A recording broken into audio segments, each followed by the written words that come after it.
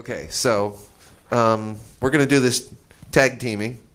And yesterday you saw a whole lot of nonsense about me if you came to my talk. I've been around for a while, and you know, you have to figure out when I show you the money in this talk whether it was worth your while. I am the lead for SDL architecture at Intel Security, which is a BU at Intel. And I got 70 architects that I work with, security architects, that is. And I know Del from a lot of things, but basically we're both on the IEEE's Center for Secure Design. Is that good? Yep. Hit it. My name's Jim DelGrosso. I work for Cigital. I run the architecture analysis practice there, which pretty much means I spend all of my, well, almost all of my time helping companies find flaws in the designs of systems. So we have groups that do things like penetration testing, we have groups that do code review, and we have a group that does architecture analysis, and groups that do all kinds of things. So for those that came earlier this week, you know, there's all different activities for software security initiatives. Threat modeling and architecture analysis is one of those activities.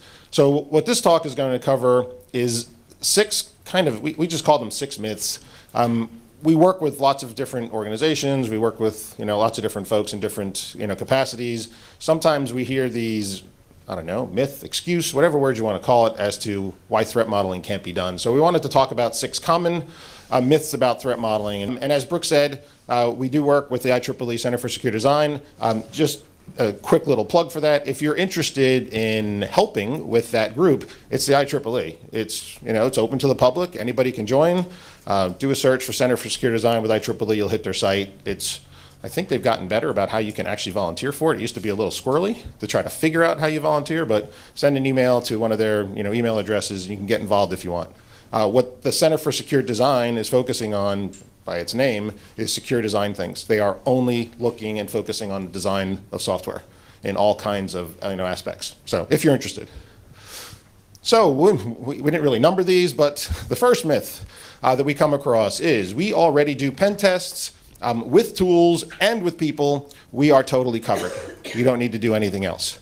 I could say this after every one of these myths. That's total nonsense, but we'll not actually say that. So just a couple things to think about if you're one of those folks that say we're doing pen testing, we're covered, we're good. So did you actually pen test the entire system or application? Was it really the whole thing that got pen tested? We see how companies get bitten in real life where parts of the app or parts of the system maybe got tested, but not the entire thing. There's a lot to a complex system. How much of it really got pen tested? If you're going to invest, based on some data I've been hearing this week, it sounds like a week or 3 is actually maybe a pretty large number. Even if you're spending a week or 2 or 3 pen testing a large system, I mean, realistically, do you think you're finding all the defects that exist with that pen test? Highly unlikely. If you're using a tool or a person, can you find every defect with a pen test? Again, almost every one of these answers should be no in your head. It's not possible to do that. When you're doing a release or for each app, are you always pen testing the entire system? Again, a part of it or the whole thing. It just kind of depends. So maybe you're one of those more advanced folks or more advanced groups where you're also doing code reviews. We're not just doing pen tests, we're also doing code reviews. That is great news. That is another, you know, it's another capability in a software security initiative. It's going to find different things. That's really good. So you're doing code reviews too. So let's look at the previous slide and see how this now plays out with code review. Well, did you code review the whole system? Right, you can take every one of these questions and go through the exact same cycle. I mean, did you code review the whole system? Did you find every defect with a code review? Is the person going to be able to find it? I mean, no, no, no, no, no. It's almost always no. So every time there's a change, are you doing a code review of just what changed? Do you actually know how that change impacts something else? Probably the answer is no. So when we think about pen testing and code review, they're finding specific types of defects, totally necessary to do. You don't get a pass on that. You do need to do those activities, but I feel pretty confident when I say pen test and code review is not going to find the flaw that allows your HVAC vendor to access your data center. It's not going to be found through a pen test and a code review, most likely. I would feel pretty comfortable saying it's not going to find the flaw where you used a confidentiality control where an integrity control was supposed to be there. If you're looking at gibberish data from a pen test point of view and have no idea what it's really supposed to be, you can't tell encrypted data from MAC data. You don't know what the data is. You just know it's garbage. But if I know I need to prevent tampering, encryption's not the answer, right? I need a MAC of some sort. Pen test and code review is not going to find that missing audit control that's keeping track of people accessing critical systems. It's not going to find it. You have to be doing something else. So the fact that you're doing a pen test, the fact that you're doing a code review, great news. There's about 18 other things you have to do. This is one of them. You need to do threat modeling or something that looks at the secure design. So the myth that I'm doing this one thing and I'm good, no, not true. You have to do others. Got to do this type of stuff. Thanks. Just to add, and that is, pen test at the state of the art today is a very unique combination of tool and tester. No two pen tests are equivalent. So that's kind of, you have to sort of put that in your head and think, wow, threat modeling is the same, but you're getting one or two testers and you're getting their unique combination. And so it's easy to have two pen tests, they're not comparable. So it's a point in time and it's a useful test, don't get me wrong, but the problem is it can't be used all alone because it's so unique. That's one. Two, it's awfully late. In order to pen test, you have to have the complete system. And if you can drive, and we'll talk about this myth in a moment, but if you can drive something else around design much earlier, it's way better because you might actually catch stuff when you can do something about it. Totally agree. Okay, so then we come to, I don't want a threat model, my system's built, it's already deployed. You know, what am I going to learn here? Is this useful? Nah, because that was a design thing and we missed it, so we're good. Besides, we pen tested. Let's go to the next slide. So do you like living in the dark? We're supposed to be security people and do due diligence, right? I always consider my job being someone who has to raise risk. If I can solve the risk and mitigate it, great. But if I cannot, at least people ought to know what they've deployed. So that's like the first thing. You won't know, and your attackers will know because they'll be probing your system and finding out all of its weaknesses for you, and then it will be late. Can we advance to the next slide? But more than that, you want a system to be, your threat model to be holistic. Now, there is one thing about this that I will note. If you're doing very standard applications and they are going right down the standard track and you've already gotten that together and you really do understand your infrastructure and how it works, you can avoid, not every application in every context needs threat modeling. So with that, place that to the side and then consider the situation where you don't have that. Then you're sitting in a situation where you don't have a whole picture, and threat models work better holistically, you know, sort of like you sit in the full lotus position and you consider everything. Next slide, please. And if you understand, even if you have to deploy a bunch of stuff that's ugly and scary, at least you can plan to the future, and you can also monitor that which is present better. So you can react better knowing what your limitations are and what the problems are than just saying, I don't know. I have no idea what it is. You can react and monitor and be on top of what your limitations are and be there rather than just kind of guessing or doing what the industry does. Really, this stuff is very situational, and so you want to be very specific if you can be. And so also you can drive to the desired security posture over time if you know what the problem is today. I think I have one more slide, maybe. Yeah. So this is sort of a recommendations in this situation. You can use exceptions and risk assumptions to kind of, you know, bridge the gap, as it were. You're not really doing anything, but at least you're making the people who are responsible for having not threat modeled aware of that and guaranteeing action in the future, which is better than nothing. But also, When you get a whole lot of exceptions, you can say, look, that BU, they just have tons of exceptions. What's wrong with those folks, you know? And you can go to their management, you can go to your management, you can get everybody starting to talk at the more senior level and get them to, you know, start problem solving around that. And, you know, I'll just quote Brad Arkin, never waste a crisis. In this case, I would say never waste an exception, because that's leverage. And just to add on to that, again, with this whole idea that the system's already built, it's too late. Clearly, there's a huge advantage to do this activity at the beginning of the creation of some software. But the thing to remember is, if you haven't done this type of activity, it doesn't matter when you do it. It's going to find things that cannot be found any other way. There is never too late. If you've got stuff deployed, but you didn't do this type of analysis, the flaws are there.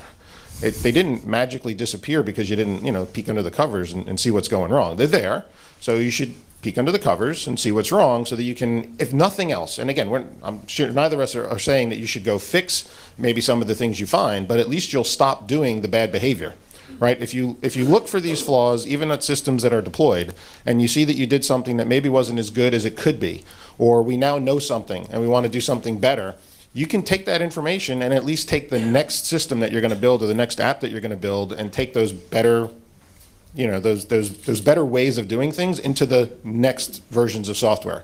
So whether you choose to fix things or not, okay, that's a business choice. But not knowing that they're there, that's kind of a bad, it's kind of a bad idea. Well, they're there. Someone's going to find them. Yes, and probably someone you don't want. There's a question there. From an ideal timing perspective in the SDLC, when would you recommend is the ideal? When you have enough architecture, if you don't mind if I take that, when you have enough architecture to understand the flows and the major building blocks, and it's not so set that you can't change it. So it's a delicate balance. But I would also say a threat model is a living document. When you change the architecture, even some design choices will change the threat model. And so it's not something you do once, ideally. It's something you revisit and work with teams. And if you're in an agile environment, it is critical that people revisit the threat model, because stuff changes in an agile environment. You want to learn from your coding, you want to learn from the design and say, that's crappy design, let's go down a different path. Well, what happens is security people tend to think, I've got your requirements, don't you dare touch them. But that's antithetical to what can happen in an agile environment, where your security might get better too. So let it breathe, let it revisit it, keep revisiting it. The problem there becomes, when is it done? And that's a tricky question. Let's not take it up unless you want to hit it. No, we'll get to that in a sec. But yeah, as far left in the SDLC as is normal, certainly when you're going to go through the normal design process. So when you're having that part of the conversation, that's when you want to be thinking about who's going to try to break into the system. And if you've got security requirements, great. Those are going to work into the thinking. If you can think about misuse and abuse cases, those are going to work into your thinking. Because if you can do it at the beginning, you may actually have to change the design. You may have to change requirements. There may be requirements that are being laid down by the business that are impossible to do securely, that they just don't recognize.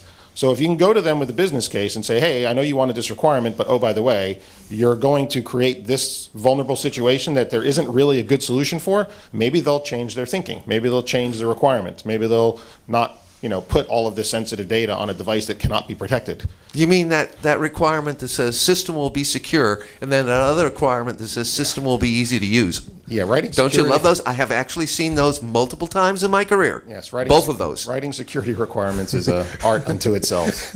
Yeah, telling me to secure the database doesn't really help me. So whatever. All right. So another myth is we already did the threat model when it was built, right? We followed the advice we've heard at various talks, and we built the system, we did the threat model. We don't ever have to do this again. Again, no. There are lots of reasons that you want to come back and revisit. Brook just kind of alluded to one example where did something change in the system? When something does change in the system, you may not have to revisit the entire threat model, but what do you need to revisit? Well, the parts of the system that are affected by the change. So you need to know about things like, the attack surface. Where can somebody break, where is somebody going to try to attack the system? Did I create a new entry point, a new place for somebody to attack the system? Is there something now of value that wasn't there before that I know somebody is now incented to try to go get to? Are we going to use a control that has a historically difficult problem to actually do well? Right? This is all the kinds of things that we can take into our decision making of, do we need to do the threat model again?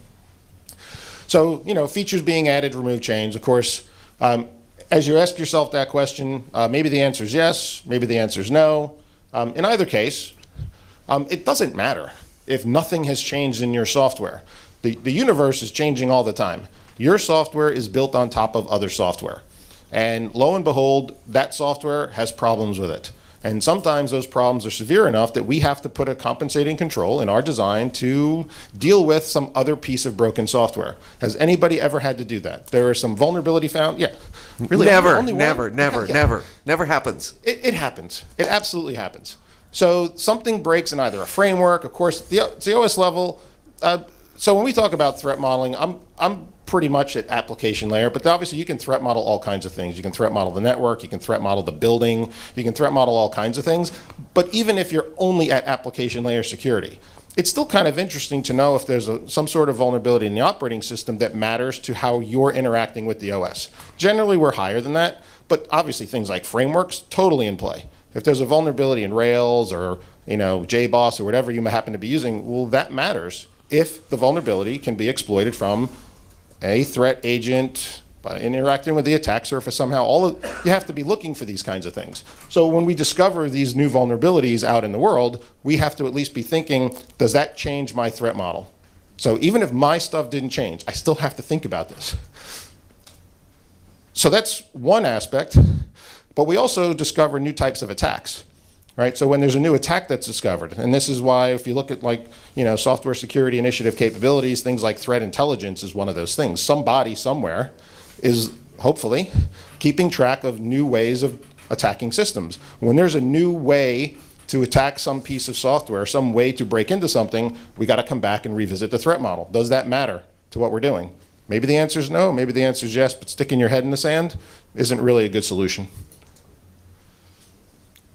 Okay. Is it too impossible? That's a fair question.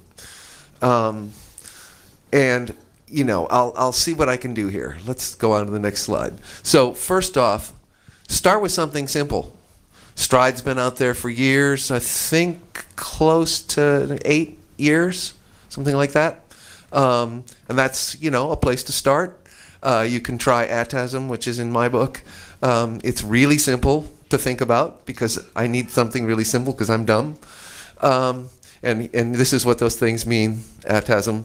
Or, Stride, whatever.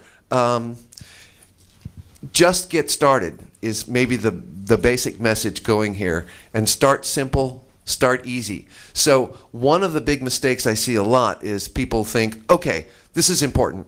So therefore, we're going to have to build 250-page architectural documents that then sit on a shelf and nobody ever reads them. Don't do that.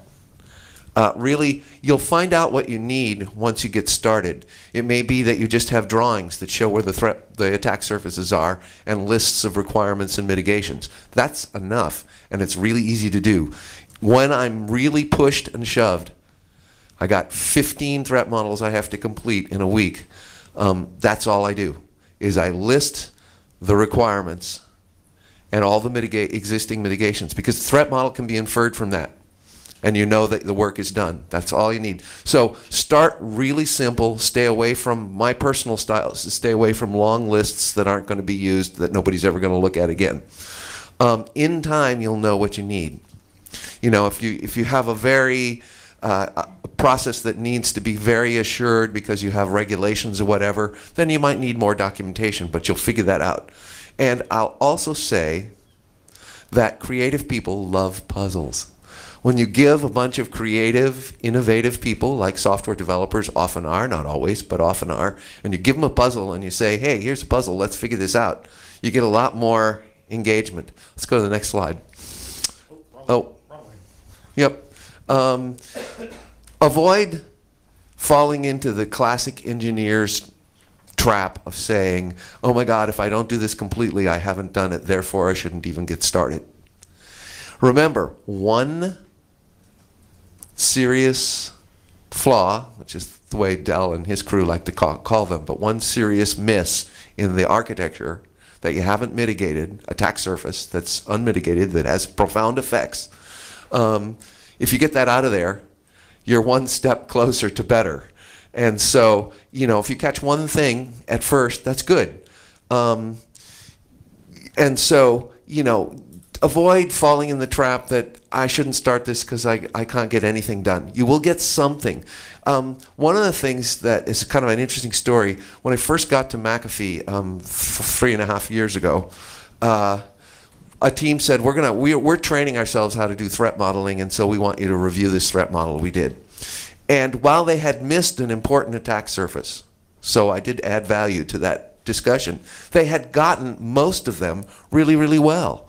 And I wanted to impress them with, guys, you should be really proud of yourselves that you did this much great work, rather than haranguing on the one miss that they'd gotten. It was an important miss, but nevertheless, I've done well over 1,000 threat models in my career. So it's fast for me. You can't expect people when they're first starting doing that. Okay, over time, your experience is going to increase and you'll get better results. And because these are living documents, just let people keep revisiting them. Let's go to the next slide. Thanks.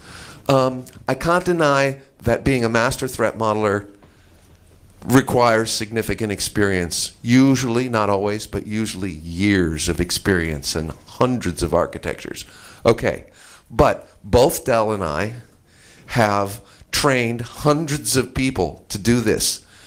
And those people are all delivering valuable results. So, don't be afraid to just get in there and get going. My starter classes are just 2 hours long. Ask me why that's true at Intel Security, because there's some assumptions I can make that you can't necessarily make, if you're going in cold. But ask me, I don't want to go into that now.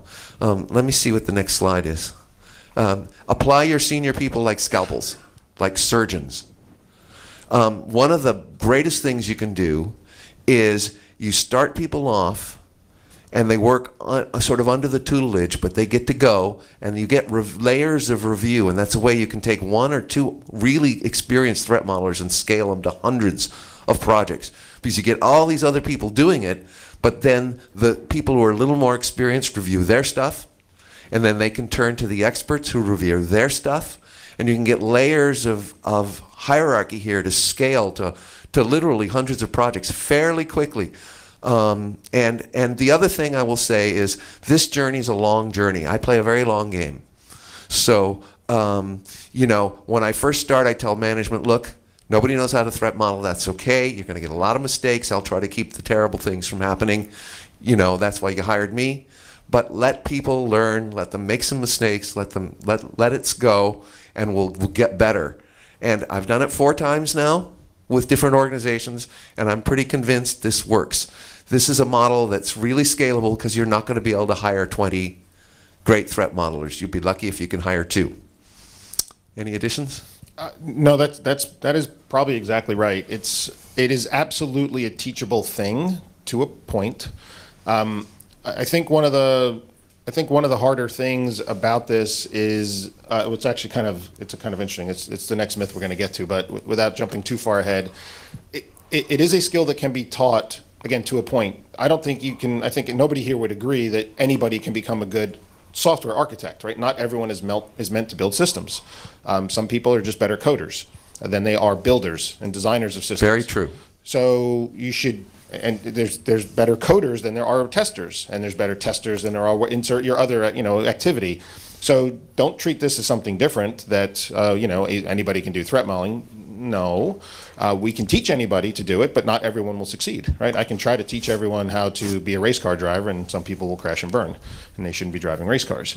So there are some skills that can be taught. It's still something that we just call it apprenticeship at our place, where it is one of those things. I think there's apprenticeship in any activity, unless you've got some natural ability. You probably didn't just turn up one day and become this great pen tester. You've got this natural ability to think maliciously, and you get very good at breaking into systems, but you built out those skills over time. Coding is maybe a little different, but not much. You still take time and you become a good coder. Threat modeling and looking at secure designs, understanding where are the likely places that some weakness could exist in the design of a system, that you're going to develop that over time. Just like people know, I don't know, it's, I guess the closest thing I can equate it to is, kind of chess. You play chess more and more with people that are better than you, you get better at chess.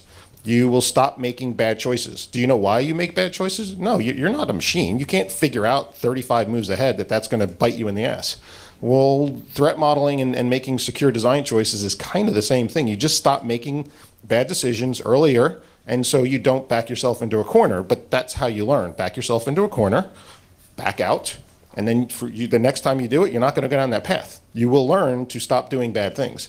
Now, there are people that will not learn to do bad things. Those are the people that cannot be threat modelers. Well, it's a teachable thing. I'll note that, coding and highly recursive B-tree is not the same as hello world. Correct.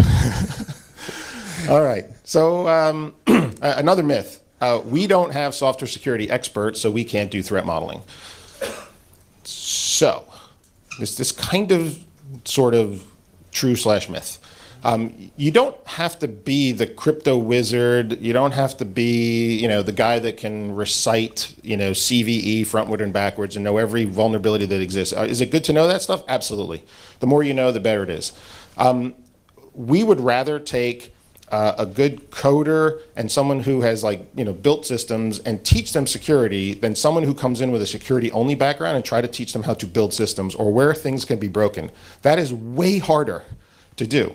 So you can learn security. It's very difficult to learn design. If you've got good design skills, we can teach you the breaking part. The breaking part can come along. There will be different techniques. I'm sure we teach our folks differently than Brook does. So there's lots of different ways you can teach this skill, but it's just because you don't have a person who is the security guru doesn't mean you can't do some stuff. You know enough about security that you're going to know where certain things could go wrong. And it could be as big as, let's not put a security control on the client. Even if you're not a security expert, that's dumb. You're not going to want to do that. But if you're not thinking about a system because somebody didn't sit down and think about where is this control really going to live, it's like, well, it's going to live in this piece of JavaScript that we're going to download to the client. It's like, well, that's dumb. If it's going to not be in a place where you can control where it's going to execute. You have to have some knowledge, of course. You have to know how some attacks work, but you don't have to be the security guru. If you are a security guru, great. You'll do better, most likely, at this. So we don't have security experts, okay, but certainly different types of systems have got completely different types of ways to break into it. So even if I'm a good, if I'm a good threat modeler of a web application, I may be really bad at threat modeling a medical device. I got domain experience I don't have. There are things that are still going to matter. Right? I still understand attack surface. I still understand assets. I still understand controls. I have to now map in my head, what does that look like in a medical device? What does that look like in a mobile application? So I can still take a bunch of skills and apply them to different domains. So even though I don't have the security expertise of a particular platform, I can still function. And of course, these levels of experience are all over the map, just like you have good coders, bad coders, good testers, bad testers. So one way I try to look at this, we used to tell our folks think like an attacker, and that kind of didn't make so much sense. It's like trying to tell them how to be a good cook. So I kind of thought about this for a minute, and it's like, well, maybe threat modeling is kind of like cooking. If you suck at cooking, you can maybe boil water, right? I can boil water, I can make some rice, and that's about it. And maybe I'm a master chef, and I can do a lot of really good things. Just like I can most likely become better at cooking if I actually cared and didn't like Cheerios so much. I could probably become better as a chef over time. And the more you do, the better you'll get. The more types of systems you do this activity for, you'll get better. The more types of frameworks you look like, you'll get better. You'll start to think about things and ask the right questions. You should be doing this all the time, right? Anytime we have a change in the system, we want to think about this. You at least need to boil water, right? You have to be doing something. If you do this activity, I can almost guarantee you will find something. You will find a flaw in the system that you did not know was there. Just because we are not infallible. We build systems that have these flaws in them. I would almost guarantee it. We have never done this activity on a system and not found a flaw. That's in 10 years. Hasn't happened. So the one thing I would say, what was I going to say? Now I got lost in the stupid thing. I forget it. I lost it. You're saying you have found one. Oh yeah, no, I have found a system every once in a while, and that's why I take a very listen first attitude, because I let them explain to me what their security is, and often it's, well, we have HTTPS, TLS, so aren't we secure? And you know, it's like the big peanut butter, as I said yesterday. But ignoring that, occasionally they describe their threat model and their controls, and I go, wow, you got everything covered. Every once in a while, people do think about this, and they're trying. So, you know, I find it's very useful to encourage people. So my experience is slightly different than yours. Yep, I haven't had that yet. Oh, you're up next. Sir. Oh, all right. So, all right.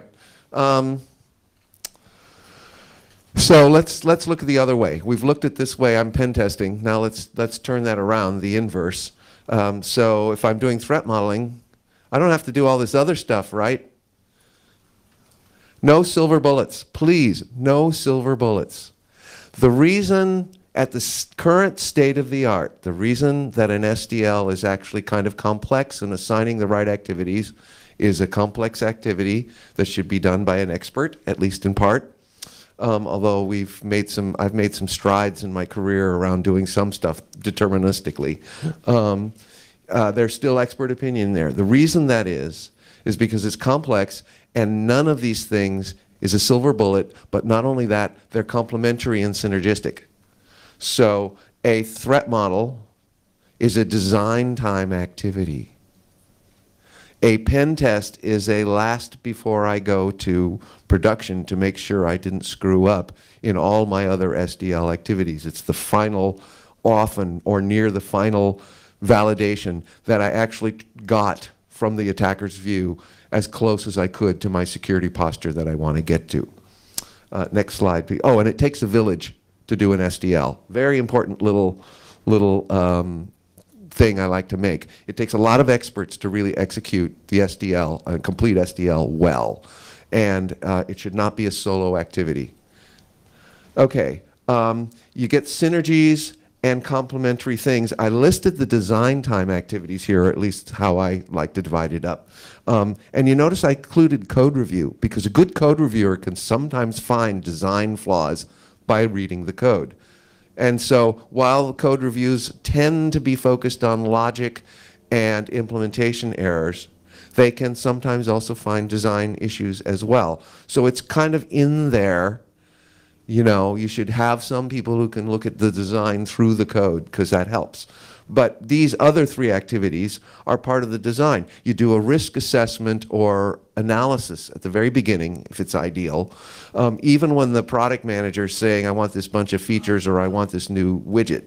You want to look at that and say, huh, how will people likely attack this, and what do customers expect for security in this thing? And get a bunch of very high-level things. You'll need authentication, you'll need authorization, you know, I'll need to protect the financial data. Some of that really high-level stuff. And you can get that into the requirements. And as I said yesterday, early requirements get the mind share, so that's important. And then you threat model when you're a little bit further along, and you come up with some much more specific stuff. And then you want to take a look at the design somewhere along the way, or continuously as it changes in agile environment, and say, how's the security? Thanks very much. So, you know, these things are not each of these is not the same thing. It's a little different, and they add to each other, and they're dependent on each other. Next slide, please. And so pen testing generally and static analysis, and they're looking for a different class of problems. Implementation errors, coding bugs, logic errors if the pen tester's real good. But not all pen testers will come up with the real logic errors, but some of them will. So it's a different class of bugs in general than design misses. Oh, our authentication, the credentials are all available in the database, and we designed it so that the keys for the encryption of the credentials are sitting right in the database, right next to the things that are encrypted. Ooh, that's a bad design. Or we decided to design it with one universal credential, like a certificate or a password, that Juniper thing I had up there the other day. Whatever. Those are design issues, and they're not going to be found necessarily by pen test. Next. And just let's get really clear. The purpose of a threat model is to find out what attack surfaces and assets have not been properly protected and generate a series of requirements that then can be built or decided not to be built because you don't care. You know, whatever. The prioritization's hard job there. I don't mean to do that. It's to get the right security stuff built. Threat modeling does not magically replace your SDL. So just the end of that. Yeah. So just a couple things I got to now roll back through the comments I had in my head. I got to extract them. So one of the comments that was made was, you know, it's obviously not going to replace these other things, but I don't know about anybody here, but I have absolutely worked with executives who want to. They love the idea of doing this secure design thing, and they have literally, let's start doing threat modeling so I can replace my pen test program. No. Let's do this so we can get rid of our static analysis tool. No. It's not going to get rid of those things. In fact, what you can do with this, though, is you can use the information from this activity to make the other activities better, right? If I'm looking at a complex system, and it's got, I'm just going to arbitrarily say, it's got 50 entry points. But the fact is, 10 of those entry points are protecting 90% of the valuable information. Wouldn't that be good information for your pen testers to know? Go pound on these 10 entry points. That's where the goods are. That's good information. If I know that I've got this security control that is protecting that incredibly valuable asset, couldn't that be a good thing to make sure my static analysis tool never fails to analyze the code that's related to that control? If you're looking at 2 million lines of code, and I don't know how big the systems are and if you're using static analysis tools, but I know we work with plenty of clients of ours that when there's errors in the static code, if it's less than a certain percentage, you're not going to invest the time to fix it. If that part of the code that wasn't being analyzed was the most critical security control to your system, go find out what's wrong. You want that stuff scanned. Right? It's good information for other activities. So, and I can't remember the other thing. What the hell was it? The coding and design errors. So one of the slides I like to use is the overlap of pen test code review and design review. And the one very common, sadly, today, coding example that rears its head as a coding bug and a design problem is hard-coded creds in something, either hard-coded creds in the client, hard-coded creds on the server, wherever the things are hard-coded. Yeah, yeah, that's what they are. Any kind of key material that's going to be hard-coded somewhere. So that is, of course, an implementation bug, but what's the design flaw if you've got something hard-coded in the code?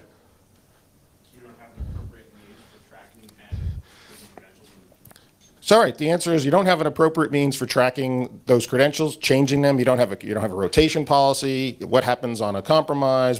There's all kinds of things that are now kind of rearing its head as the flaw, but it is going to be found in a code review. And there's other examples. So there is this bleed over, but don't think that if you find that kind of a thing, you're doing threat modeling. You've stumbled across a flaw by doing a code review, but code review doesn't find flaws. It finds bugs for the most part. Well, and it's still, to remediate that problem is a design problem. Because then you yes. have to design something to protect the credentials. That's yes. sort of my point. So there's other types of issues with this, to be sure, but just to turn the floor over for questions. Any kind of questions? I don't know if are you guys seeing any of these kind of, oh, I know what the one last thing was, sorry. Just because I just thought of it. So along these lines of, will this replace our other thing? When a vendor comes to you and says, let's slap this appliance in front of your web server because it's going to find these types of defects so you don't have to do this stuff yourself, run and hide. Right? It's not, it may be very good at what it does, you still have to do the other stuff. Right? And this is one of those other things. And as far as I know, there is no tool that does this. This is done by humans. Can I say something? And with all due respect to the vendors that are here, many of whom are my personal friends, and I respect their work greatly, but there's a lot of hype. Be suspicious of the hype. No point tool is going to, quote, solves your security problem. Just walk around in RSA San Francisco on the vendor floor. About 1/2 to 2/3 of the signs say something of the order, world's greatest will solve your security problem. Be suspicious, be nasty, and also say to that marketing person, take that sign down. Because obviously, a static analyzer doesn't solve your security problem. It's a key piece in my world of my SDL, but it doesn't replace threat modeling. It doesn't replace dynamic analysis. They're complementary. Each thing, an authentication system does not solve your security problem. It solves the authentication problem, which is one kind of control, which is a very complex control, by the way. Think about authentication. The moment you stick authentication in there, have you protected anything? Answer is no. You've reduced the attack surface. Why? Because an authenticated user, especially if you think about a Facebook situation, they know darn well that their authentication does nothing, because you can get an address and start up an account. How many birds and dogs have accounts on Facebook? I haven't met the dog that actually uses Facebook, by the way, or bird.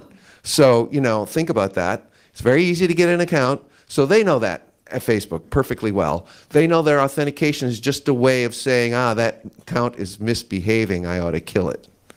That's all its usefulness is from a security perspective. So authentication, you got to think about how good is your credential, how good is your trust of the principal that's using that authentication. All of that's very important, but authenticated users do attack systems. Therefore, you have to think it's just a way of closing or tying, you know, it's complex. And you also have the problem of securing the authentication, which is a whole big problem. So, you know, just taking that one thing is a way of thinking about this.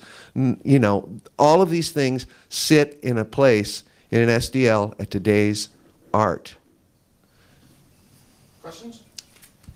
We got one right here. So how does this sort of model you talked about of like doing the threat models and the pen tests work into sort of a continuous development workflow? That is such a great question. You want to take it, or shall I take a whack at it? You have the mic.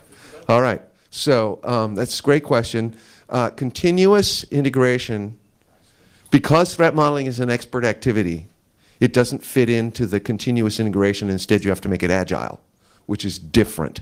When I mean agile, I mean letting it breathe, letting it change, being living, revisiting it with human actors, thinking about these problems, and probably quite a few SMEs who understand the system in different ways. I can't tell you how many times I've come into a threat model and said, now explain the architecture to me. You guys have been living with it, but explain it to me.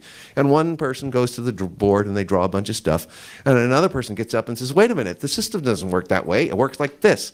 And half the learning that's going on in that room is that the people who designed that system are now becoming to really understand just exactly what they've designed and built, because nobody has a complete picture. Well, by getting a bunch of experts together, you get them, you know, as an example of why it's important to leave that as an expert activity that really needs humans. That's the state of the art today. May change, but today that's the state of the art. Okay, in terms of continuous integration, you want to get your tools that are checking for implementation errors, however you're doing that, get those to be part of the flow very quickly. So what we like to say is, if we're going to be doing a turnaround of 1 week, say, on our you know, or daily builds, you do like, and I actually happen to know this from Salesforce because they told it to me, and I think it's probably pretty public information, no NDAs there, that what they do is they have all their tools there, but they force people into a particular architecture which has been thoroughly threat modeled. You see the difference? So you're writing to that threat model from the infrastructure, and then you're inside that pipeline looking for implementation errors and protected by the existing threat model. Want to add? Yeah, so the only thing I would say slightly different is, at some point, continuous integration or not, you're operating on some change that you're implementing in the system. When that change was thought about, that is when you think about, does this change my threat model? New assets, new controls, new attack surface. You go through your laundry list of what is this change going to actually do? When the answer is it doesn't materially affect my threat model, you have done your exercise of I've revisited the threat model. If I create a new entry point, you have to revisit the threat model. If I've created a new piece of data, a new piece of functionality that a threat agent wants to get to, you got to revisit the threat model. If you're going to change a control, add a control, you got to revisit the threat model. So CI, does it change anything that you're doing? I don't think so. I think you have to be a little bit quicker at it. You may not spend as much time thinking about it as you would in other types of situations, but you had to design the system at some point. You've got a threat model, and if you don't, you should go build one, and that's going to be a burn that you're going to invest some time to go build. So you go and you build your threat model, you have your threat model, and then CI or not, you look at the change that you're about to make. Does it affect my threat model? Yes or no? So CI is, yes, you're building stuff constantly, but based on changes. And when you're looking at those changes, that's when you ask yourself, did it change my threat model? So it totally can work. But, you know, you're not going to, just like you wouldn't use a tool that takes a week to scan code in a CI environment, your threat model activity is going to be enough to answer these, you know, important questions of, did my threat model change? You made up an important point, Del, that's really important here. If you haven't done the threat model and you've just been assuming your architecture is, you know, and you're just designing and you're just writing to that architecture, and I actually just did one of these last year where they'd been doing a very successful product for years and they'd never done a threat model of the complete system. So then you just back up and do the threat model and figure out, again, what you got and what you don't have. And then you start, you let the continuous integration process work to that threat model. Does that make sense? Do you guys mind repeating the questions? Just because Oh, I'm sorry. Yeah. Any more questions? Of course, after that, there won't be, oh, there's more. How business Hand the mic so we can just speak into it. how business can help us to create the better threat modeling, or how business can impact the threat modeling? Because sometimes the requirement is fixed, but if we want to have better threat modeling, we need to improve the process, right? Yes. Do you want to take it, Del, or me? So a couple things on how can the business impact threat modeling. So one of the hurdles that we've seen a large number of clients come across, how do you measure the effectiveness of your pen test program? You run a pen test, you find 25 vulnerabilities, you run it again, you find 20, you run it again, you find 15. Your program, you're improving, the number of defects is decreasing. Code review, same thing. You run your code review. We found 100 bugs, and it was 90, then it was 85. Hey, we're getting better. There's not that kind of measurement in the threat model world, and even when there is such a measurement, the impact or the risk rating, if you would, of a flaw you find is all over the map for different applications, for different situations. So when we're going to businesses to try to tell them, why do you need to do this? I point them to Target and I point them to Home Depot, and it's like, this shit happens. So do you want to be on the front page of the paper? If we had looked at the system a certain way, we could have avoided this problem. But you have to make sure the business folks understand the metrics that exist for getting an ROI on this. As far as I know, they're not there. We're going to find a problem, and we're going to let you know, hey, we just found this killer problem. I hope that was valuable. But how do we know that we're continuing to do great work? I don't know. There's a long tail to architecture, and business has to understand that. There is a very long tail. And also, since CISOs and CSOs, the average tenure is 18 months, they're going to want to prove themselves with quick win activities. Architecture is not a quick win activity. It takes about, I've done this 4 times, and I'm convinced it works now with different organizations. It takes about 2 to 3 years to really start seeing the results of this activity, really seeing it, especially when you get a lot of legacy code. You're going to carry a lot of legacy debt no matter what you do, and you got to be aware of it. All of that's true, but you start seeing improvements in the field. And what will happen, which is interesting, is as you start getting the low-hanging fruit from threat modeling, your attackers will begin to get frustrated and start find your difficult, high-hanging fruit for you, And you'll have more difficult, more intractable problems. So you have to sort of prepare management for that entire thing. The other thing I wanted to say is I had a big learning when I was the senior security architect. I had a team of 8 that time, and I got a team of 70. It's a little different. I guess that's career growth, is it? I'm not sure. But when I was at WebEx or Cisco, and eventually we did all the SaaS products, but that was our little test bed. We stumbled into, and it was a great learning, that if we could help sales work with their security departments by understanding our security posture really, really well, that is, we had threat modeled it really, really well, then, and we could explain that and articulate it, that brought us over to product management, who then became our best friends.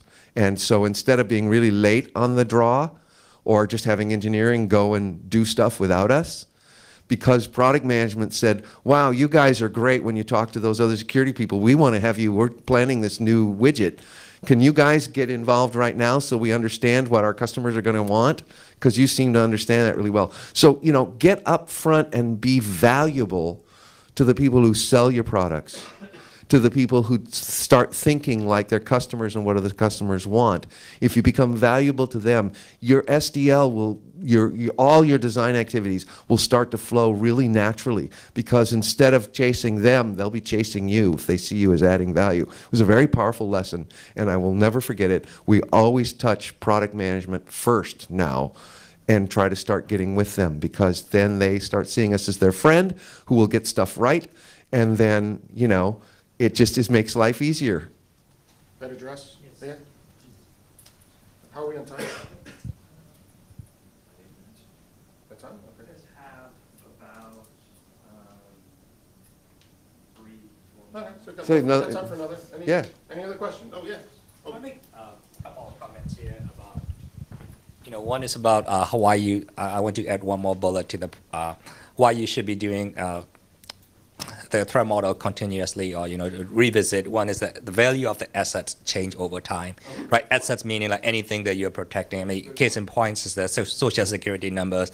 They used to be liberally used as an ID at some point, but now social security numbers are to be, yep. Don't do that. Makes people mad. I always consider my social security number long. Since I'm 65 years old, I consider mine long. May I get yours? Sure, you want it? No, no, thank. And so the second thing I wanted to add is, with Dell's help and Cigital's help, I had taught a lot of classes at Intuit about, how teaching people how to do threat modeling. And type of people who make great threat modelers are people who have architectural mindset and people who have QA mindset, right? Sometimes you find that in one person, you're lucky, but a lot of times, you find that in 2 different people. So your task is kind of to have these 2 guys work together. Yeah, absolutely. In fact, what I discovered, can I have the mic? This is important. What I discovered after doing 47 threat modeling trainings, participatory, sort of like what I was doing yesterday, but deeper and longer, is that threat modeling, if you're building a program, it's a key activity for the SDL. And this is sort of magical. I don't understand why yet, but if you get everybody on the team involved, at least listening to the threat model, they suddenly understand why the other SDL activities matter, and they take it seriously. If there's magic in the world, it's right here. Or magic in security, it's right here. There's something social that I don't understand completely, or psychological, that goes on. If you get everybody to threat model, they will walk away and they look at the test plan and there's a security item and they go, I know why this is important and I will prioritize this and be effective at it. Instead of, oh, there's another thing I have to do, I don't understand what it is.